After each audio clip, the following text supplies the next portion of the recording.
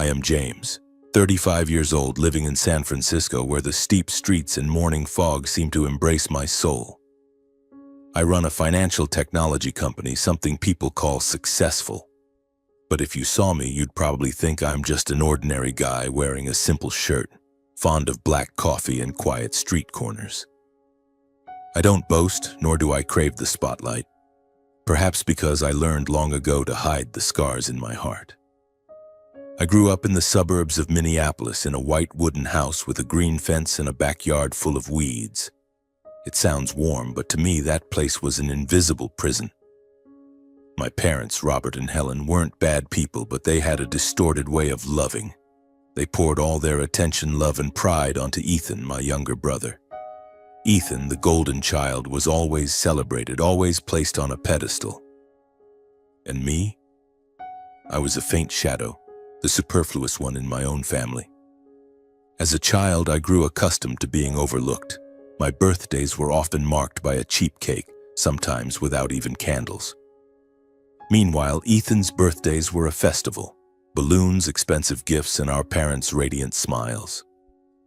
During summer vacations, my parents took Ethan to Disney World while I stayed home with my grandmother, listening to her old stories. At first, I wasn't jealous, I was just sad.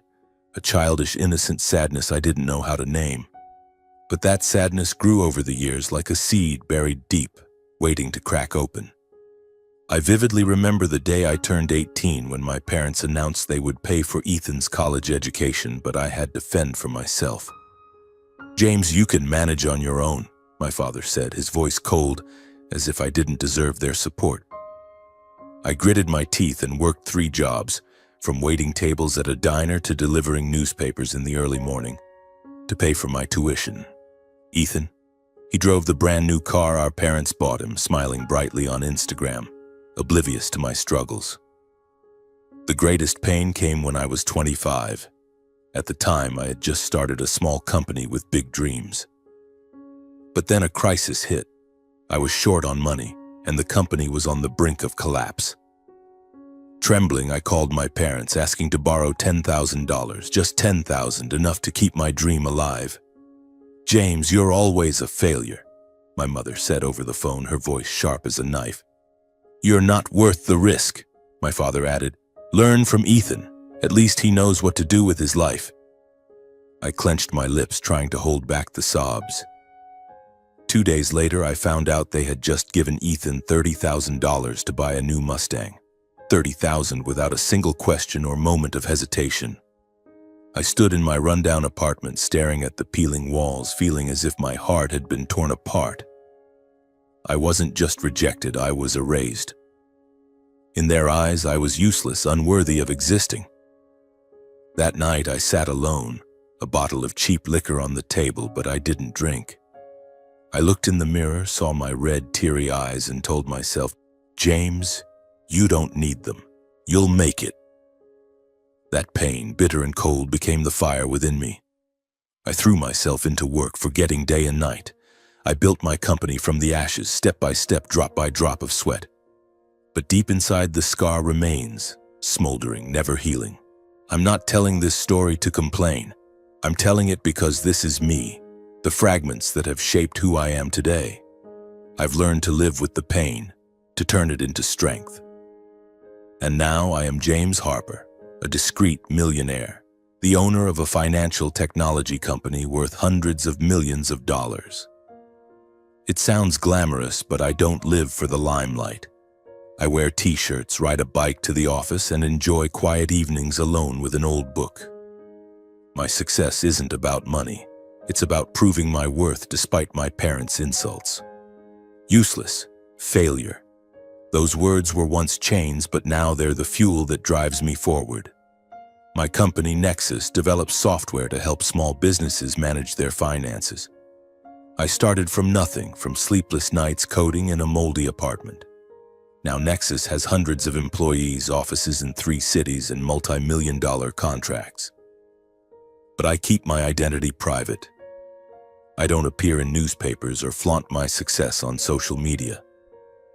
I don't want the world to know, especially not my family. They don't deserve to know. Then one Wednesday afternoon, as I sat in my office watching the drizzle outside the window, my phone rang. An unfamiliar number with a Minneapolis area code.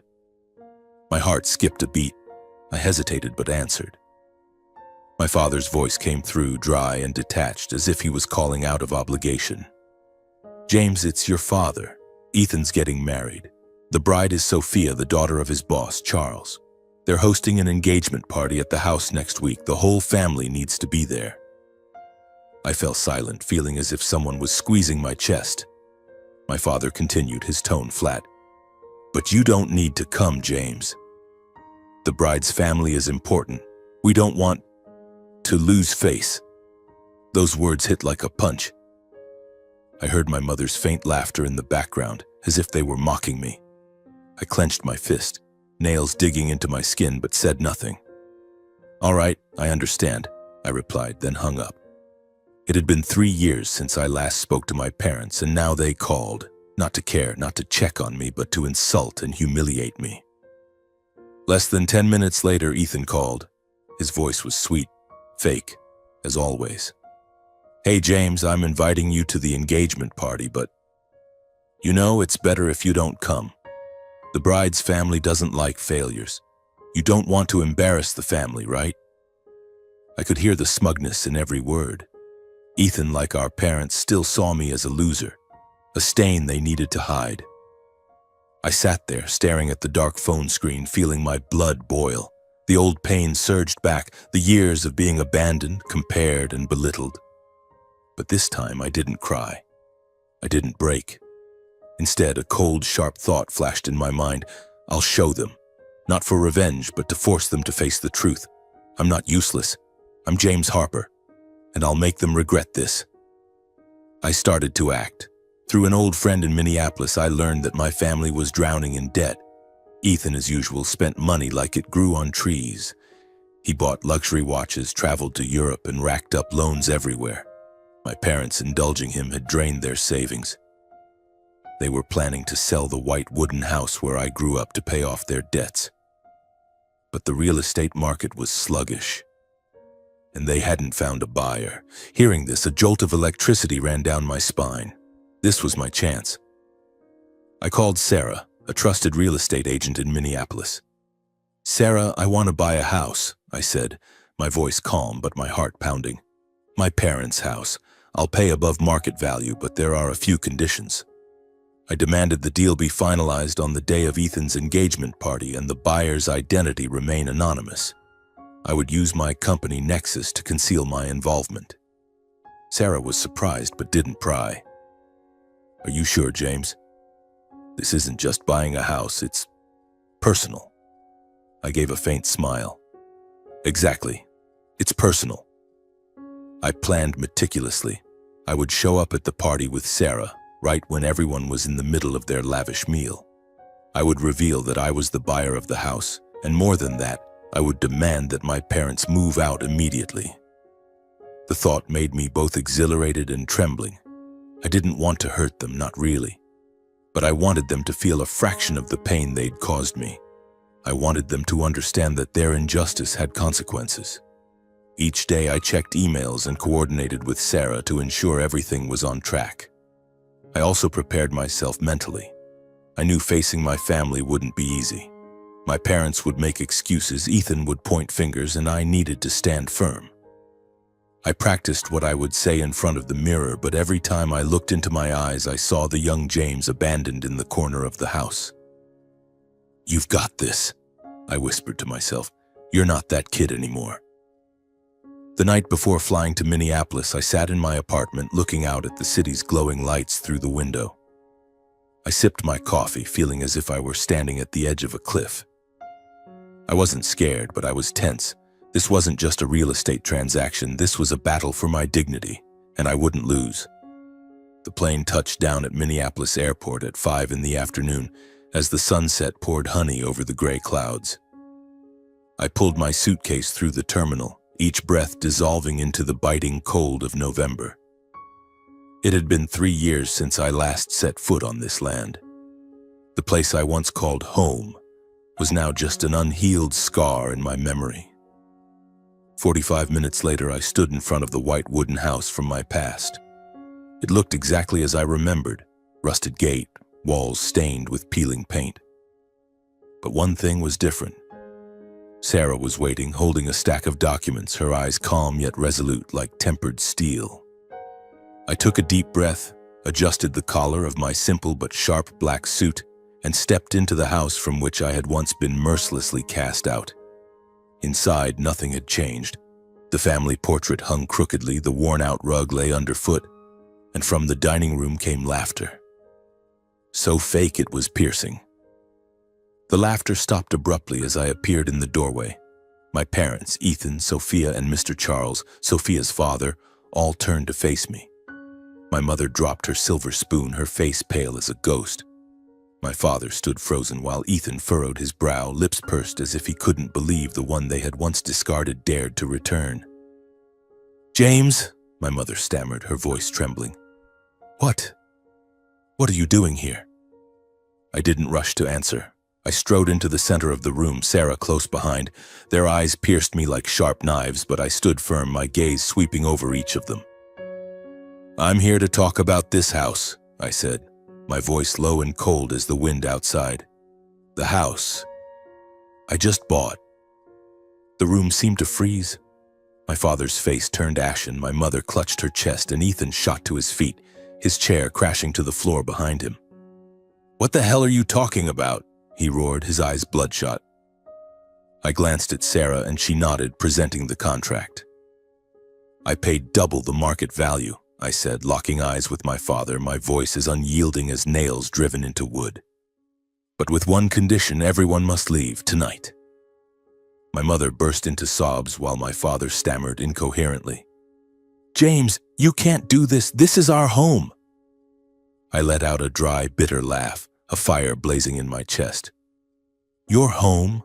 My eyes scanned the room, recalling every humiliating moment.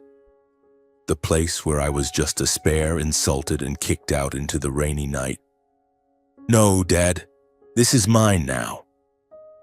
Ethan lunged at me, grabbing my collar, his eyes burning with hatred. "Who do you think you are?" he snarled, his breath hot against my face. "Some failure in a fancy suit thinking he's somebody now?"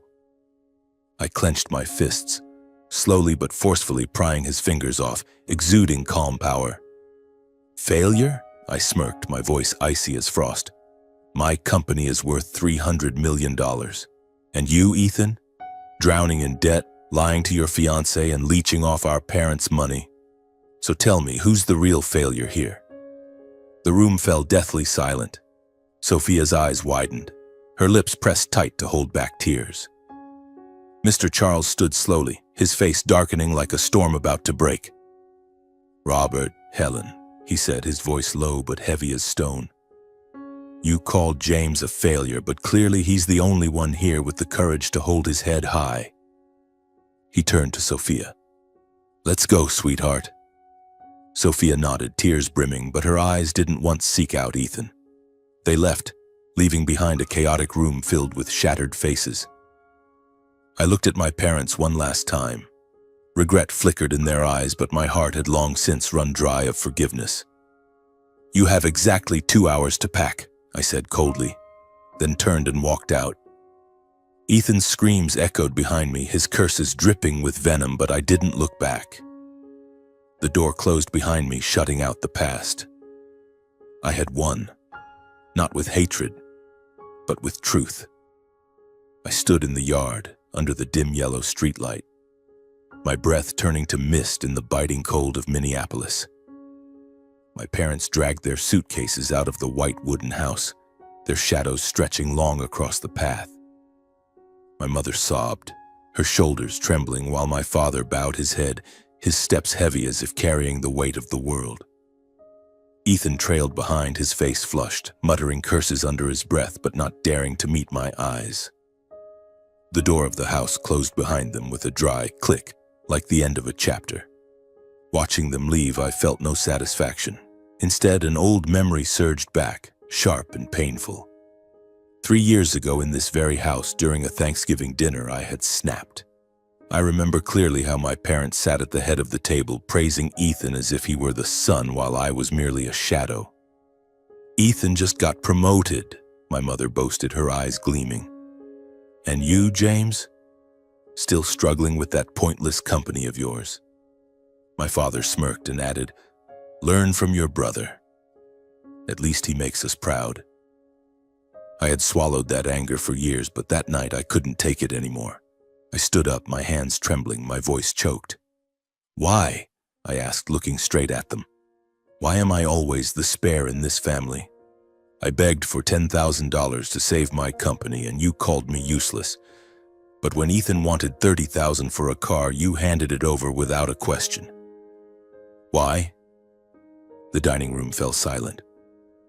I waited, hoping for an apology, a hint of remorse, but my mother only frowned and said, "You're always too sensitive, James. We just want what's best for Ethan." My father was worse. "If you're not happy, then leave. Don't ruin our dinner." Ethan sat there, smirking as if I were a joke. I looked at them, my family, and realized I had never belonged here. I left that night, my suitcase light but my heart heavy. I swore I would never come back, never let them see me weak again.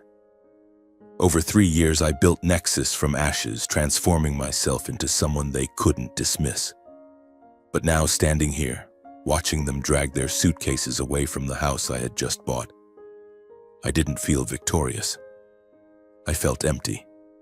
They didn't apologize or admit their wrongs, just like 3 years ago. They only looked at me with a mix of fear and resentment before getting into their car and disappearing into the night. Sarah stood beside me, placing a hand on my shoulder. "You okay, James?" she asked. I nodded, but my throat burned with bitterness. "I'm fine," I said, though I knew I was lying. I turned to look at the white wooden house, now mine. It wasn't just a transaction, it was a declaration. I was no longer the abandoned boy. But deep down, I wondered if I would ever truly escape the shadow of my past. A month later, I stood in the lobby of a luxurious hotel in downtown San Francisco, where the annual tech conference was being held. My black suit fit perfectly as I moved through the crowd, shaking hands with a few partners and offering polite smiles. But inside, I still carried the echoes of that night in Minneapolis. My parents' resentful eyes, Ethan's venomous curses, and the white wooden house now in my name. I thought I had closed the door on my past, but it lingered, like a shadow under the bright lights. I was sipping coffee when a deep voice sounded behind me. "James Harper, right?" I turned, and there stood Charles, Sophia's father, the man who had quietly left the engagement party. Tall, with silver hair and sharp but not hostile eyes, he carried an air of authority. I nodded, slightly tense. "Mr. Charles, didn't expect to see you here." We sat in a quieter corner of the lobby where the light was softer and the noise of the conference faded into the background. Charles looked at me as if sizing me up. "You made quite an impression in Minneapolis," he said, his tone half joking, half serious. "Not many people would dare do what you did." I gave a faint smile but didn't respond. I wasn't here to boast. Then he asked, his voice lowering, "What do you think of Ethan? Honestly?" The question caught me off guard and I paused. I looked into my coffee, seeing my reflection in the dark liquid. Part of me wanted to stay silent, to let Ethan face the consequences of his actions. But another part, the part that wanted to protect the innocent, spoke up. "Ethan's not trustworthy," I said, my voice steady but firm. "From childhood, he's been spoiled. He stole money from our parents for luxury items, lied to cover his debts. If you're entrusting him with big responsibilities, be careful." I kept it brief, without embellishment, but every word was true. I didn't speak out of malice or revenge. I spoke because Charles didn't deserve to be deceived, and Sophia, though I didn't know her, didn't deserve to live with someone like Ethan. Charles listened without interrupting, his eyes darkening. "You know, James," he said, "Ethan's handling accounting for my company. If what you're saying is true—" He trailed off, but I understood. I nodded. "Check it, you'll see." A week later, I received an email from Charles. It was brief, just a few lines. Ethan had embezzled $2 million from the company. Charles uncovered it through an audit and fired Ethan immediately.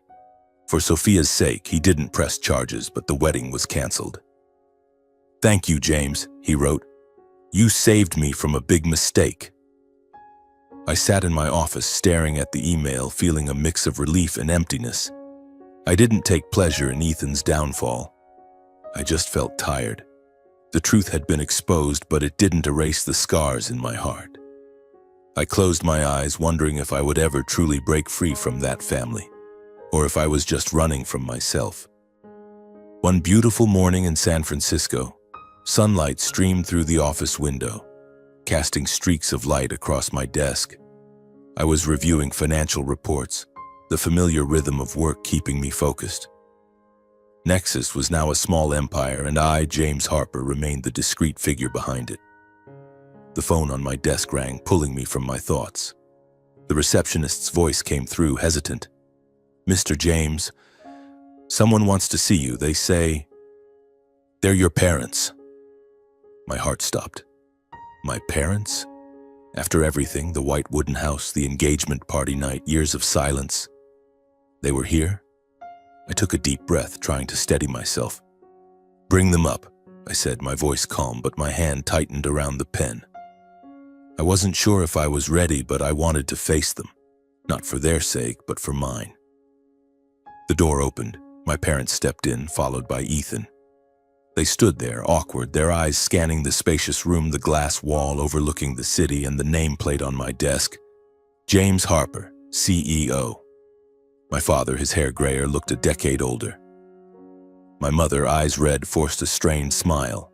Ethan, still smug, but his shoulders slumped like a defeated man. They were overwhelmed, I could tell. The son they once called useless now sat here in a world they couldn't touch. "James," my mother began, her voice trembling. We're sorry. We were wrong, treating you unfairly." My father nodded, adding, "We regret it. You're the pride of our family, and we didn't see it."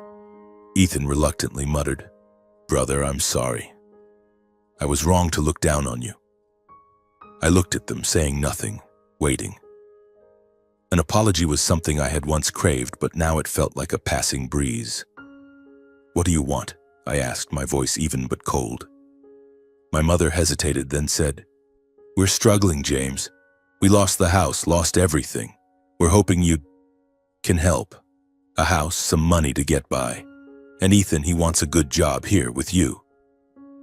Those words cut like an old knife. A house, money, a job. For me, a flick of the wrist could make it happen. Nexus could afford a dozen houses, countless managerial positions, but after everything, the years of abandonment, humiliation, being called a failure, I couldn't just let it go. Their apology I didn't trust. I needed to know if they were truly remorseful or just exploiting me, as they had once exploited my love to pamper Ethan. I leaned forward, looking straight into their eyes. "Help? After what you did? You kicked me out, called me useless. Ethan, you mocked me, said I wasn't worthy to stand beside you, and now you want me to save you?" My mother burst into tears. My father bowed his head, and Ethan flushed, stammering, "We're family, James. Can't you help?" I stayed silent, letting the heavy atmosphere weigh on them. Then I spoke slowly. "Nexus has no place for those who don't strive. But if you need jobs, I can help. The company's hiring security guards, janitors, warehouse workers. If you're willing, apply. I'll review fairly."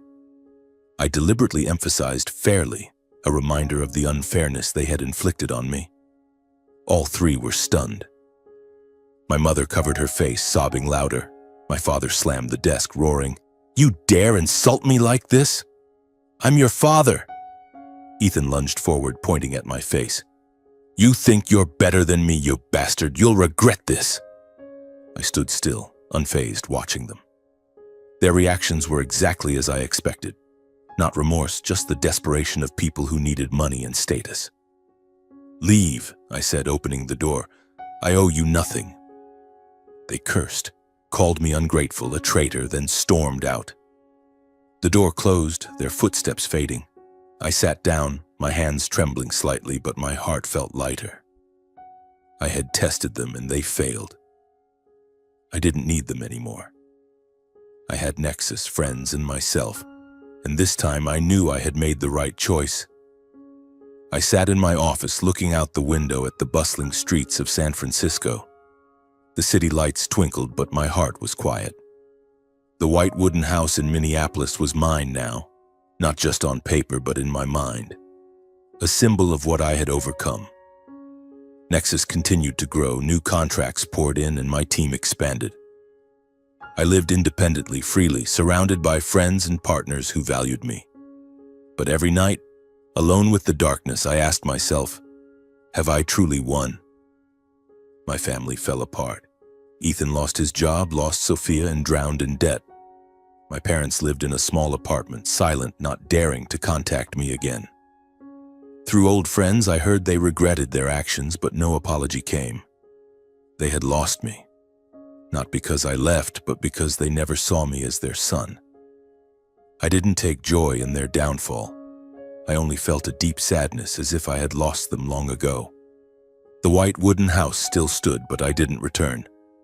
I left it empty, neither selling nor renting it. Perhaps I kept it as a reminder. I had risen from the ruins. I had turned pain into strength, injustice into motivation. But I also learned that victory isn't about defeating others. Victory is living true to yourself, not letting the past define your future. I forgave, but I didn't reconcile. Forgiveness doesn't mean forgetting or opening the door to those who hurt me. I chose to focus on what mattered, my work, my friends, and the dreams ahead.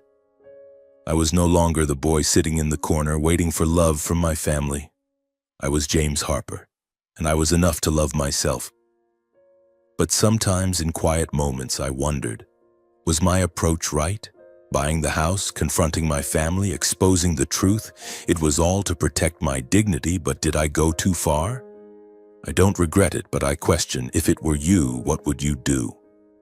If your family turned their backs on you, called you useless, abandoned you, would you choose to forgive, retaliate, or simply walk away quietly? I chose my path, but sometimes I still wrestle with that decision.